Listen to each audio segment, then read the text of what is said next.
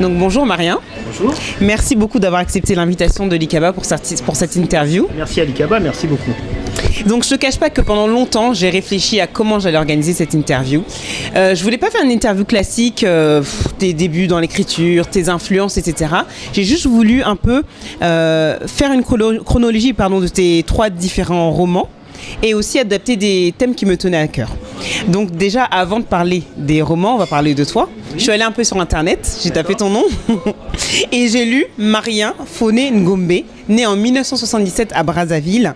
Tu es un passionné de lecture et d'écriture. Voilà tout ce que j'ai pu lire sur toi. Est-ce que tu peux nous en dire un peu plus ? Non, il n'y a rien. Mais je confirme, donc Marien Foné Ngombe, je suis originaire du Congo-Brazzaville. Oui, je suis passionné d'écriture, de culture de manière générale, passionné de musique également. Et donc j'ai un métier qui est dans la compta, j'ai un DECF, donc je suis dans la compta depuis très très longtemps. Et à côté de ça, j'ai une passion, j'ai un violon d'ingre qui est la littérature. Mais je suis arrivé à la littérature assez tardivement. Donc si tu veux, au lycée, au collège, j'étais plutôt sur tout ce qui était au programme scolaire. Mais c'est après mon bac que je me suis vraiment imprégné de la littérature, et particulièrement de la littérature africaine, mais pas que. J'ai d'autres lectures aussi qui ne sont pas forcément de littérature africaine. Donc voilà, passionné de culture, de littérature, quelques publications. On va sûrement en parler après. Bien sûr. Donc voilà la petite présentation, bref. D'accord, merci beaucoup. Alors, puisqu'on parlait des publications, on va entrer dans le vif du sujet. Escale. C'est le titre de ton tout premier roman, publié en 2010, un recueil de 3 nouvelles, oui, c'est ça, liées au thème du voyage. Est-ce que tu peux nous en dire plus ? Oui, alors Escale, c'est mon premier recueil de nouvelles, effectivement, publié fin 2010. C'est un recueil autour du voyage. Il y a 3 nouvelles, en fait. Il y a une première nouvelle qui parle de voyage, mais de voyage réel, un voyage physique, d'une personne qui prend son train, chronique de mon train de 7h51. Donc tous les jours, il prend ce même train, et dans chacun des personnages, il se projette, il revoit son enfance, son adolescence, sa vieillesse, et il est en fait en proie à une réflexion sur ce qu'il veut faire de sa vie. Donc c'est ce trajet-là qui va le révéler à lui-même et l'aider à prendre une décision. Voilà le voyage, premier voyage. Deuxième voyage, c'est à quel prix ? C'est l'histoire d'une personne qui organise un voyage, donc un jeune Africain. Donc on a un peu ce cas de figure, qui vient d'avoir son bac, qui veut aller faire des études en Europe, et il s'organise à préparer ce voyage-là. Et c'est à la faveur de ce voyage que les masques tombent, qu'il découvre un peu sa famille. Parce qu'on sait qu'en Afrique, c'est un rendez-vous important, ces voyages-là, souvent. Les tantes doivent aider, les conseils, les grands-parents donnent leur bénédiction, ainsi de suite. Et c'est l'organisation de ce voyage qui l'emmène à faire un point sur lui-même, sur sa famille, voilà, pour ne pas révéler plus que ça. Et la dernière nouvelle, qui est la nouvelle assez particulière, mais qui me tient beaucoup à cœur, c'est une nouvelle sur une introspection. Un voyage introspectif, je vais y arriver. Et c'est un homme qui connaît un revers de fortune, et c'est un peu l'alibi que j'ai trouvé en fait pour parler un peu d'ésotérisme et de spiritualité, je dirais. Donc c'est un voyage plutôt spirituel. Voilà un peu Escale en 3 nouvelles brèves, et que je conseille également. Merci de m'avoir lu. De rien, c'est un plaisir d'ailleurs. Et donc du coup, on va commencer par plusieurs thèmes que j'ai voulu aborder. Le premier thème, c'est le temps qui passe. Donc de la couverture du livre, donc qui est une horloge pour les gens qui ne l'ont pas encore lu, à la ponctualité du train de la nouvelle Chronique de mon train de 7h51, le lecteur est souvent renvoyé à l'horloge, au tic-tac de la pendule, au temps qui passe.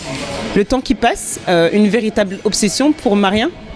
Écoute, j'en avais pas conscience vraiment, et ouais, je pense que mine de rien, on peut parler de dictature du temps, qu'on le veuille ou non, parce que on est limité, notre temps sur Terre est limité, on a une espérance de vie, elle a beau s'allonger, mais on sait quand on a 50 ans, on a parcouru la moitié de sa vie généralement, sauf cas exceptionnel. Donc oui, le temps quand même, il y a une dictature du temps, il y a une réflexion sur le temps, parce qu'effectivement dans Escale, je parlais de cette nouvelle là où celui qui se voit jeune, qui se voit vieillir, on a des objectifs, on a des rêves, des aspirations, mais notre temps sur Terre est limité, donc on se dit plus le temps passe, plus on a tendance à se mettre la pression.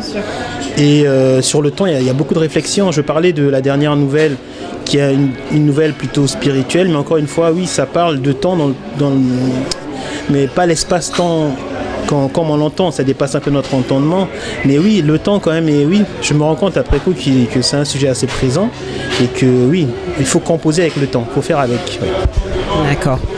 Deuxième sujet, si on peut dire ça comme ça, la frontière entre le rêve et la réalité. Alors, toujours dans la nouvelle chronique de mon train de 5h51, le personnage principal nous présente et nous décrit les personnages du train, en fait, qu'il emprunte tous les jours. Tantôt dans les songes, tantôt dans la réalité, on a un peu parfois du mal à se situer. Donc ce côté de l'œuvre me fait penser à un livre que j'ai lu qui s'appelle La fille du train de Hannah Hawkins, où c'est une femme aussi, une anglaise en fait, qui prend le train chaque jour et qui nous décrit un peu ses personnages et ce qu'elle vit aussi au quotidien. Mais des fois, on ne sait pas si c'est la réalité ou si c'est encore son rêve en fait, ou des interprétations en fait de son imagination. Donc moi, ce que je voudrais savoir un petit peu, c'est tantôt dans le rêve, tantôt dans la réalité, est-ce que c'est une manière pour toi de faire passer des émotions ? Alors, je vais revenir sur la genèse de cette nouvelle. Dans cette nouvelle, ce qui m'a plu, c'est le huis clos. Le fait qu'il soit dans un univers fermé et que sur un huis clos, j'arrive à créer une histoire. Et donc, ce qui m'a vraiment inspiré à l'origine de cette nouvelle, comme quoi il y a des parallèles qui sont faits, c'est un film d'Hitchcock qui s'appelle Le crime était presque parfait, qui tient en une seule pièce. J'étais gamin quand j'ai vu ce film, ça m'a touché. Depuis toujours, j'ai voulu trouver vraiment la situation pour pouvoir raconter une histoire dans un huis clos. Donc voilà, c'est le huis clos qui m'emmène à faire cette nouvelle-là. Et après, le réel, l'irréel, oui, je pense qu'il y a toujours plusieurs réalités de toute façon. Il n'y a pas qu'une seule réalité. Donc voilà, moi je peux vivre les choses d'une façon, l'instant présent, je peux le vivre d'une certaine façon parce que je porte plus d'attention sur l'arbre ou sur les questions que vous me posez, que tu me poses, on se tutoie, ou voilà. Donc je pense qu'il y a toujours plusieurs réalités, qu'on le veut ou non, et l'irréel est omniprésent. Et même dans mes lectures, moi ça m'intéresse de lire, quand je lis un Coelho, ça m'intéresse d'avoir cette approche des choses un peu. Je questionne l'invisible tout le temps. Maintenant, dans mon premier recueil, ça se voit, ensuite beaucoup moins, mais dans ce que je prépare, ça se reverra encore plus parce que ces lectures-là me nourrissent et oui, et ça me questionne aussi. Tout ce qui est un peu l'invisible m'intéresse. Voilà. Je vois bien. La fierté. Tes personnages ne se laissent pas faire. Ils restent fiers en toutes circonstances. Le père comme le fils dans la nouvelle À quel prix, toujours de cet ouvrage Escale, sont en parfaite adéquation avec leurs mœurs, leurs émotions, leur éducation. Et pourquoi choisir des personnages qui suscitent l'admiration ? Quel message voudrais-tu faire passer à travers eux ? Je te pose cette question parce que j'ai l'habitude de lire des livres de Chimamanda Ngozi qui, elle, a des personnages très ambigus, des personnages des personnages principaux que même parfois on déteste. Or, toi, c'est vraiment tout le contraire. Donc, pourquoi en fait choisir des personnages 100% positifs, si je peux dire ça comme ça ? D'accord. Non, après, je sais pas, pour la nouvelle, par exemple, d'À quel prix, c'est un peu un idéaliste. Le père du personnage principal, il est surdiplômé, mais il n'est pas assez concret, il rêve un peu, quoi. Il n'est pas pragmatique. Donc après, sur l'échelle de valeur, on peut le trouver comme un personnage plutôt fier, mais bon, il n'est pas si parfait que ça, dans le sens où il rêve un peu, quoi. Il n'est pas dans le concret, dans cette vie de société africaine où, voilà, pour faire des concessions, pour avoir un travail, il faut avancer, il faut composer avec la famille, il est un peu dans un rêve. Maintenant, après, oui, la fierté, peut-être que sur ces nouvelles-là, comme on se raconte un peu, peut-être inconsciemment, qu'on a toujours la figure des parents qu'on met sur un piédestal, c'est un peu sur mes premiers écrits, ça se ressent.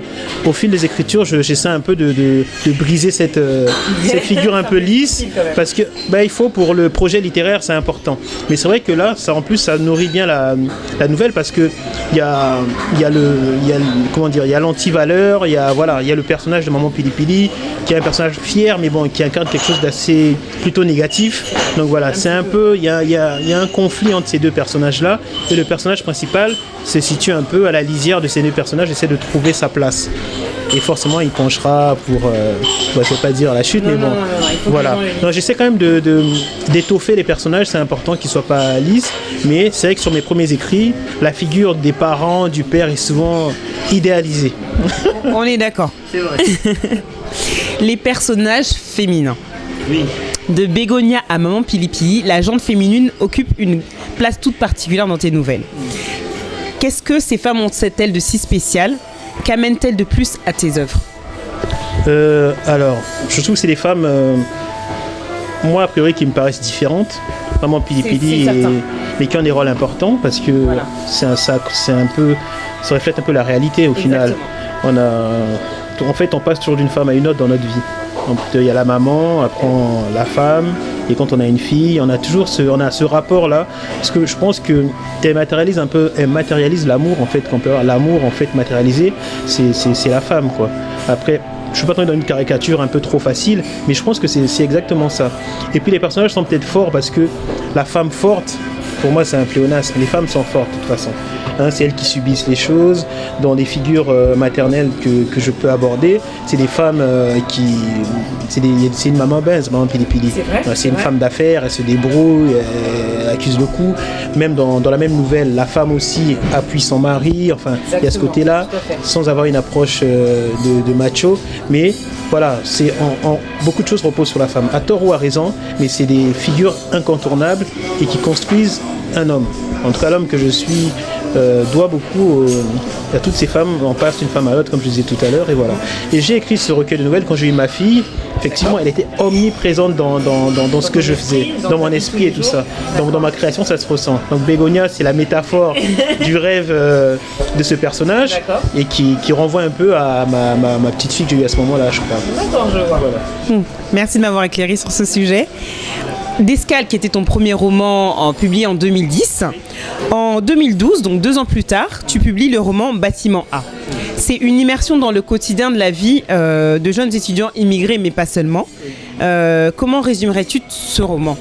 Pour moi, le Bâtiment A, c'est un parcours initiatique. C'est comme ça que je résumerais le roman au mieux. En fait, c'est l'histoire, donc on rentre dans une cité universitaire et chaque chapitre est une chambre. Donc, il y a la chambre 101, chambre 103, ainsi de suite.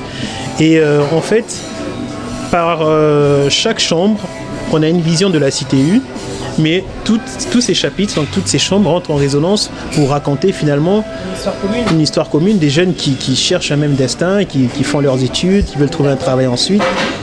Pour les 3 personnages, il y en a 4, ils viennent d'Afrique, donc ils ont un passé, un lourd passé, donc chacun essaie de penser ses blessures. En même temps, c'est un lieu de joie, c'est un lieu de rencontre, voilà. Et donc ça part du vécu. J'ai vécu 2 ans en CTU, et voilà, c'était une époque très intéressante. Et même après les soucis financiers qui parlent à tout le monde, qu'on ait une bourse ou pas, on ne sait pas gérer, enfin voilà. Non, c'était vraiment je trouve que c'était initiatique, oui, c'est un parcours initiatique. L'image de la mer. Premier thème pour ce roman Bâtiment A. Alors, de la confidente au véritable pilier de la famille, l'image de la mère est sans équivoque dans tes romans. C'est une femme forte, courageuse, soucieuse du bonheur de son mari et de ses enfants. D'où tiens-tu cette image de la mère et surtout, quelles sont les femmes qui t'ont inspiré dans ta vie d'homme ? Grande question. Alors, j'aurais du mal à le dire. Pourquoi l'image de la mère c'est peut-être comme ça que je reçois les choses, peut-être lié à mon éducation ou c'est peut-être lié à ce que je souhaite aussi. Voilà, je pense que la famille, on revient un peu à la même chose. Hein. La cellule familiale, tout se joue là. Si dans l'enfance, dans la cellule familiale, ces premières années, la construction psychologique et ainsi de suite ne se fait pas comme il faut, il y a des failles qu'on traîne toute une vie. Et je pense que ça repose beaucoup, heureusement, malheureusement encore, sur la mère. Et voilà, c'est peut-être pour ça que je dis tout ça. Les femmes qui m'auraient marqué dans ma vie, non, je parlais de ma mère, qui je rends hommage sûrement indirectement encore dans ses écrits. Mais voilà, tu vois, c'est pas forcément consciemment que je fais tout ça. Du coup là, en même temps, j'en apprends sur moi-même. C'est pas évident de trouver des réponses à ça. Et j'ai étudié, oui, je vois ça, merci beaucoup. Je suis allée chercher à chaque fois les thèmes, en fait, en tout cas par rapport à ce que moi je ressentais en lisant tes romans. Alors du coup, l'exode, on va parler de l'exode. L'espoir d'une meilleure vie, l'ascension sociale par les études, le désir absolu de réussir envers et contre tout sont tous les points communs des personnages de ton livre, du livre Bâtiment A. L'exode est un sujet récurrent dans tes récits. Qu'évoque-t-il chez toi ? L'exode, en fait, c'est déjà ma vie. Moi, je quitte l'Afrique à l'âge de 14-15 ans pour m'installer en Europe. Mais on ne se rend pas compte à quel point c'est une déchirure que c'est cette démarche-là. Pourquoi ? Parce que d'autant plus qu'on n'a pas conscience qu'on part on revient, bien sûr, mais pour ne plus revenir forcément tout de suite s'installer. Donc, on est heureux quand on quitte l'Afrique, on a le bac, on dit « Ah oui, on a hâte d'aller en Europe ». Et c'est une fois en Europe qu'on se rend compte, ah oui, mais finalement, oui, j'ai laissé ma vie là-bas, il y a un temps d'adaptation, les parents, ainsi de suite. Donc oui, l'exode, c'est quelque chose. C'est même le point de départ de mon écriture, je pense. Moi, j'écris par nostalgie d'abord du passé. Je voulais raconter un peu mon enfance. Voilà, Escale, c'est un peu ça, en fait, quelque part. et où je raconte aussi un peu ma nostalgie, celui qui est dans le train. On se raconte toujours quelque part. Hein. Moi, je suis des auteurs qui disent qu'on ne crée pas de rien. On ne crée dans la matière, c'est sa propre vie. Après, on peut se cacher, dire que non, c'est pas, on n'a pas dit oui. D'une façon ou d'une autre, on met ses angoisses, on met de soi. Donc moi, c'est ça. Je pense que ce voyage est une naissance quelque part. D'accord. C'est une mort, mais c'est une naissance aussi parce que c'est après ce voyage que je m'accomplis et donc ça fait résonance au bâtiment A, c'est après là que je passe au bâtiment A, ainsi de suite. Donc je me raconte un peu, qu'on le veuille ou non. Donc oui, l'exode, le voyage, oui, c'est fondateur. Et puis il faut voyager pour découvrir d'autres contrées. Il faut le voyage. Malgré le fait que je parle de déchirure ou de fêlure, de cassure, il faut que la chrysalide prenne son envol à un moment donné pour faire la petite image. Oui. Je vois. La galère étudiante. Je n'ai pas voulu aborder la vie étudiante, mais réellement la galère étudiante, là, en te parlant de ça. Galère financière, amoureuse, sentimentale et j'en passe. Oui. Est-ce que la vie d'un étudiant étranger en France, c'est ça ? Mais c'est que ça, j'ai envie de dire. Non, mais c'est vrai quand on arrive, oui, non, mais c'est pas évident. Parce que parfois on a une bourse, certains parents fortunés envoient quand même de l'argent, mais malgré tout, généralement on n'a jamais géré. Donc on ne sait pas gérer, même ceux qui ont de la bourse ou de l'argent de poche, se retrouvent sans le sou en fin de mois ou voilà. Après on est toujours là à vivre d'expédients, on essaie de boucher les trous, on se débrouille un peu. Et puis souvent quand on part à 15 ans, on laisse toujours même un amour naissant, mais généralement on laisse quelque chose, voilà. Et souvent il y en a qui viennent même plus âgés que ça. Donc il y en a qui ont laissé des femmes qui viennent en Europe. C'est pas évident, qui se battent pendant 10 ans pour faire venir ces femmes-là.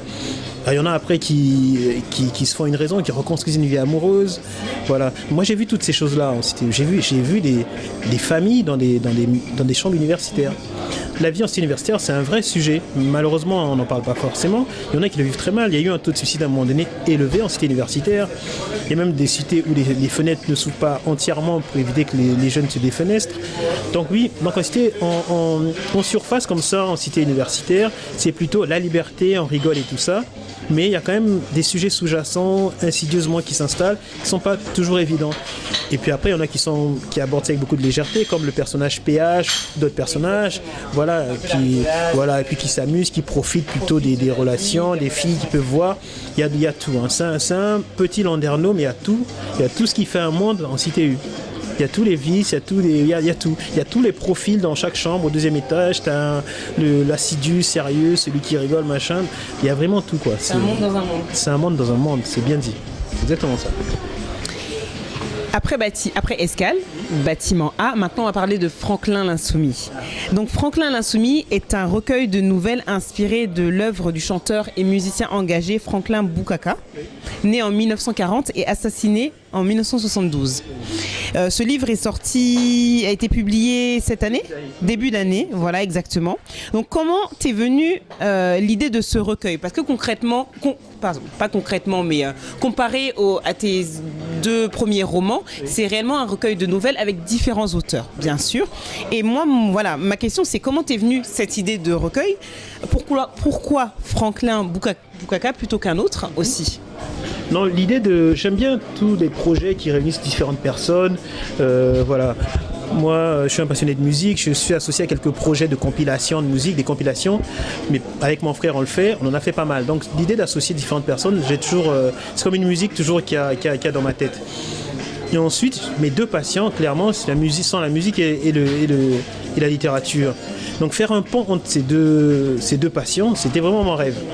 Donc après, j'essayais de voir, et puis souvent, pour rigoler, certains disent « Ouais, mais les musiciens, vous écrivez n'importe quoi, toujours vos histoires de danse ou des histoires d'amour et tout. » On entend beaucoup ça. Alors que quand on essaie de bien voir parmi les musiciens congolais, même du continent, il y en a qui ont je cite Francis Bébé ou d'autres, il y en a qui ont des sujets qui abordent des choses.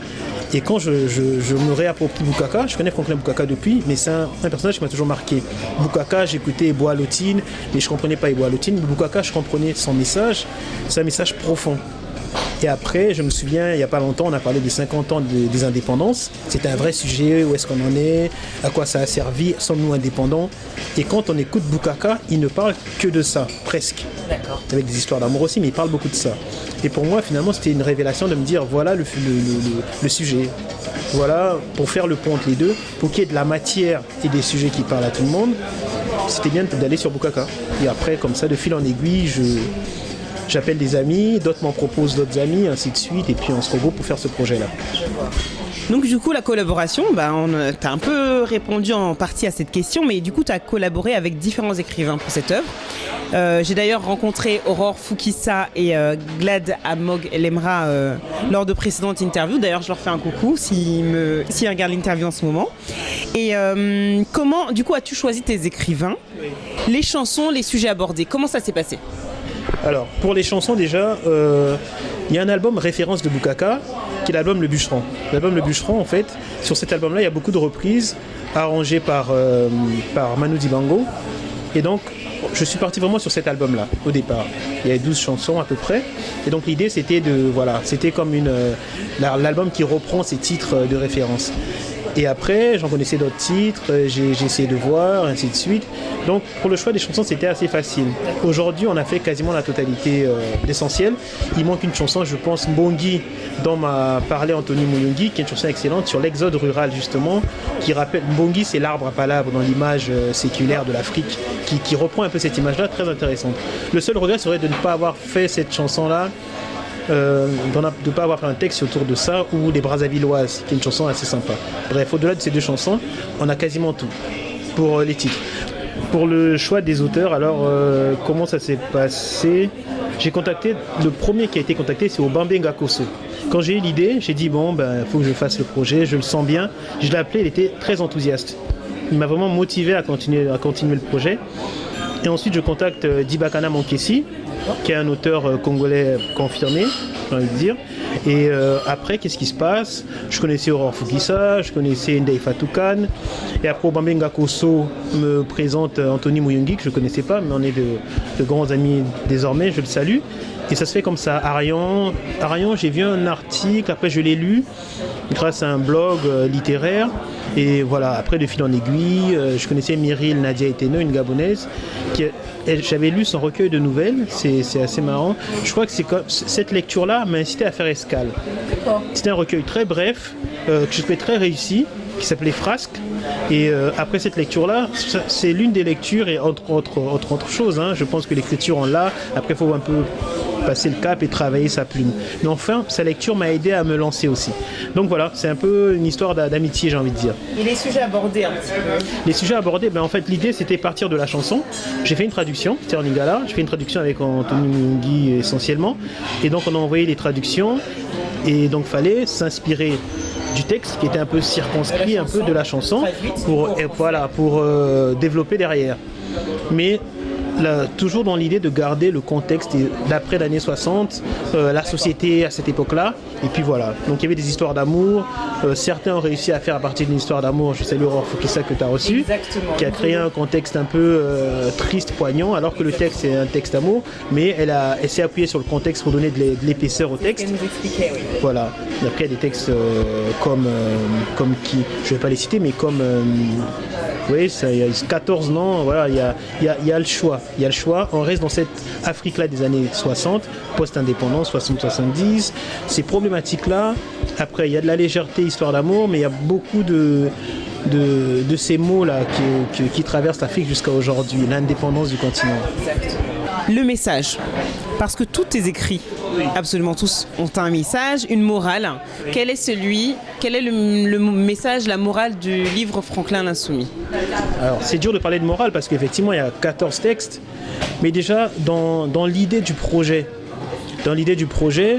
c'est un projet qui se veut continental, c'est un projet qui appelle à l'unité africaine, c'est un vœu pieux, mais c'est pas vide de sens, parce que je pense que c'est vraiment sur ça qui permettra à l'Afrique un temps soit peu se réveiller. Il faut dire les choses telles qu'elles sont.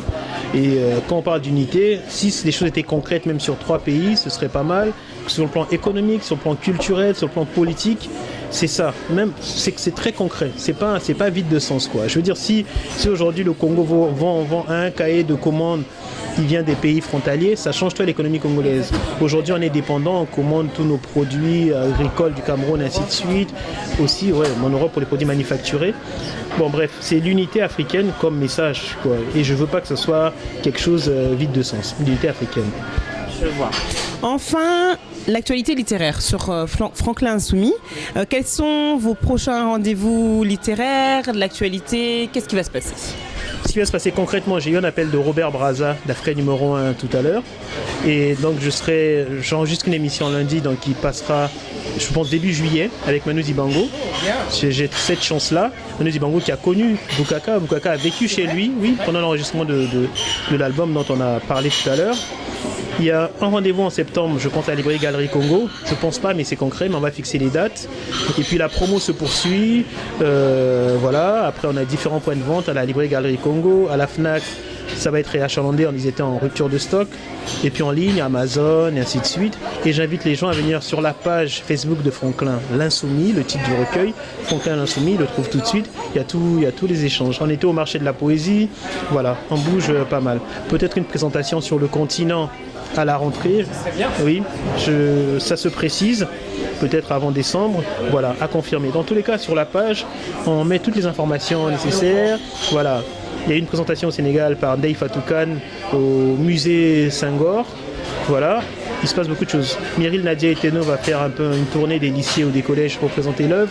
Voilà, ça bouillonne beaucoup autour. Oui, ça prend sérieusement. Oui. Doucement mais sûrement. Oui, très sûrement.